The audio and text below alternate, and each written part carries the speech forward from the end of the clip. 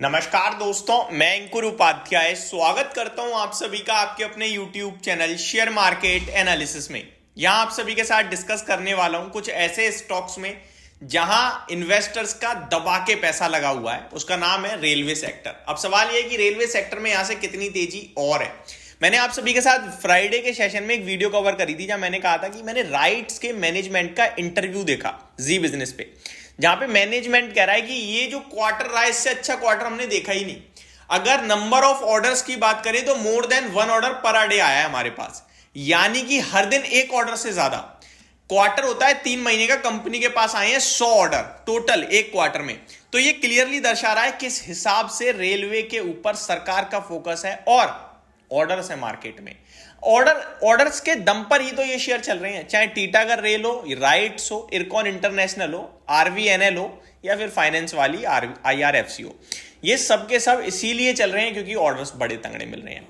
आपने इस बजट में भी 2-3 बड़ी अनाउंसमेंट देखी रेलवे को लेकर, स्पेशली 2 अनाउंसमेंट थी अगर आपने नोटिस करी। एक तो उन्होंने एक पर्टिकुलर अमाउंट सिलेक्ट किया जो रेलवे पे आई थिंक 2.55 लाख करोड़ का एक खर्चा करने वाली है सरकार रेलवे के ऊपर, जो लास्ट ईयर के मुकाबले 5% ज्यादा है। और लास्ट जो करंट फाइनेंशियल ईयर है इसमें 2.41 लाख करोड़ का खर्चा करने की बात करी। और FY25 जो 1 अप्रैल से लेकर अगली साल 31 मार्च तक चलता है, उसमें सरकार 2,55,000 करोड़ का खर्चा करेगी। तो 5-7% का जंप ही आया है रेलवे पे खर्चा करने के लिए। साथ ही साथ गवर्नमेंट ने कहा कि 40,000 नॉर्मल डब्बों को वंदे भारत के डब्बों में बदला जाएगा। तो ये अपने आप में मतलब कस्टमाइज किया जा रहा है, उसमें ना पूरा का पूरा रेलवे सेगमेंट आ जाएगा भाई साहब। बड़ा स्कोप है, बड़ी तेजी यहां से भी बन सकती है, नो डाउट। बट इसके लिए हमें क्या करना है, हमें देखो 2-3 थीम है। मैंने इससे पहले एक आपके लिए डिफेंस पे वीडियो बनाई। एक ही चीज बोल रहा हूं कि 2-3 थीम चल रही है इस समय, जहां पे पकड़ के जो सही समय पे घुस चुका है वो तो बैठा रहे, क्योंकि अगर आप निकल गए आपको दोबारा भाव नहीं मिलेगा। आज की डेट में कोई बंदा रिलायंस को देख रहा है ना, वो खरीद नहीं पाएगा, क्योंकि उसने 6 महीने पहले, इनफैक्ट 3 महीने पहले 2200-2300 पे रिलायंस देखा है। वो तो कहेगा यार ये तो 2300 रुपए पे था, 3000 पे मैं कैसे ले लूं। वो नहीं ले पाएगा। यही 3000 वाला 3500 हो गया तो फिर कहेगा यार अब तो 3000 पे भी नहीं ले पाऊंगा मैं। तो हम लोग जब भाव देख लेते हैं उसके ऊपर चला जाता है तो हम लोग नहीं ले पाते, क्योंकि हम कहते हैं यार ये तो बहुत चल गया, मैंने तो यहां देखा है। तो अगर आपने कोई चीज सही दाम पे ले लिया और आज पैसा बना रहे हो तो ये सोचो कि यहां से और ऊपर चला गया आपको मिलना नहीं है, फिर भाव नहीं आने वाले। मार्केट कोई करेक्शन दे ही नहीं रहा है। हालांकि 2024 में वॉलेटिलिटी रहेगी, रिस्क फैक्टर बहुत हैं, मार्केट ओवर वैल्यू भी है, वैल्यूएशन गैप भी है, सब कुछ है, पर डिमांड हाईएस्ट लेवल पे है। डीमेट अकाउंट हाईएस्ट लेवल पे ओपन हो रहे हैं। शेयर बाजार में, म्यूचुअल फंड्स में पैसा हाईएस्ट लेवल पे आ रहा है। पूरा खेल शॉर्ट टर्म में डिमांड सप्लाई का रहता है, और डिमांड इतनी ज्यादा है ना इस समय कि आप मतलब प्रिडिक्ट भी नहीं कर पा रहे हो, सोच भी नहीं पा रहे हो। हमें हर समय लगता है कि बाजार गिरेगा, लेकिन बाजार उसके विपरीत चलता है, और गिरता तो थोड़ा बहुत देर है, डराता ज्यादा है, लेकिन जब उछलता है तो बहुत शार्प उछलता है, मौका नहीं देता। अभी लास्ट वीक आपने देखा 3 ट्रेडिंग सेशन दबा के टूटा, लोगों की पोजीशन खाली करवा दी, और म्यूचुअल फंड्स वाले दबा के पैसा रखे हुए थे जो अपने पास कैश में। जिसने सोचा और गिरेगा तो गिरावट में लगाऊंगा, वो तो हाथ मलता रह गया, लेकिन जिसने लगा दिया उसने इंस्टेंट पैसा बनाया है।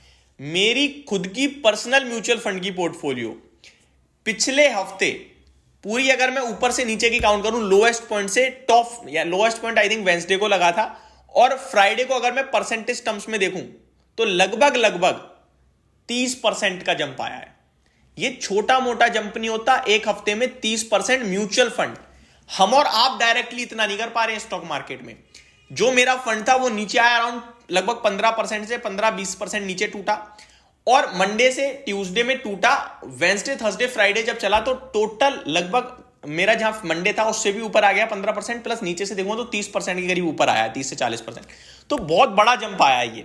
तो पैसा जो है ना बाजार में इस समय बस ये कि आप लगा के छोड़ दो तभी पैसा बन रहा है, क्योंकि गिरावट का कोई बड़ा रीजन मिल ही नहीं रहा। बाजार 3 दिन टूटा, लेकिन FIDIs का डेटा बिल्कुल नेगेटिव नहीं था, लो लिक्विडिटी पे काम हो रहा था। बेच कौन रहा था? आप और हम, डर से। लेकिन फिर बाजार बढ़ गया, आप और हम दोबारा खरीद लेंगे। तो आपके पास जो भी शेयर है ना, उसे रखे रहो, बैठे रहो, बने रहो। सिर्फ एक चीज याद रखो, अपने पास 20% अपनी टोटल पोर्टफोलियो का हमेशा कैश रखो, क्योंकि कभी भी गिरावट आएगी आप थोड़ा बहुत लगाना, और जब सीवियर दिखे तो फिर आपने हल्की पोजीशन करनी है, यानी कि जो 20% है उसे बढ़ाकर अराउंड 40% या 50% के लेके आ जाओ।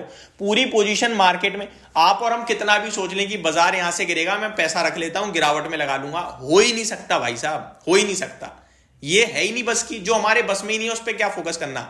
बस में क्या है, गिर जाएगा तो मेरे पास पैसा है, मैं लगा दूंगा, और अगर ऊपर जा रहा है तो मेरे शेयर्स पड़े हैं, ये बस में, इस पे फोकस करो। ये मत सोचो मैं टॉप पे बेच दूंगा, बॉटम पे खरीद लूंगा, वो तो स्वयं भगवान जी आएंगे वही कर सकते हैं, अदरवाइज इंसान के बस की बात तो ये नहीं है। और एक आध बार गलती से हो भी गया तो आप अपने आप को ज्यादा जीनियस मत समझना, समझ लेना किस्मत अच्छी थी, आशीर्वाद था ऊपर वाले का कि हो गया। वो बार बार चीज नहीं होगी। आप टॉप पे बेच नहीं सकते, बॉटम पे खरीद नहीं सकते। आप जो कर सकते हो उसी पे फोकस करो। मत सोचो कि यहां से गिर सकता है बाजार में, पूरी पोजीशन खाली कर दूं। बैठे रहोगे तो पैसा बनाते रहोगे, दैट्स इट। ये सिंपल फॉर्मूला है मार्केट में। तो चाहे रेलवे हो, डिफेंस हो, ईवी हो, जिन पे गवर्नमेंट के फोकस है उनकी मैं डायरेक्टली बात कर रहा हूं, या फिर लास्ट इंफ्रा हो, शेयर्स को चुन लो और बैठे रहो। उनको मत चुनना जो ऐसे खड़ी सीध में सीधे सीधे भागे हैं, एक एक हफ्ते में डबल हो रखे हैं, उनको थोड़ा अवॉइड कर देना, क्योंकि वॉलिटिलिटी बढ़ सकती है। तो ये मेरी तरफ से एक नॉर्मल सी जानकारी थी, होप आपको सारी जानकारी समझ में आई होगी। Thank you so much for watching this video, have a great day guys.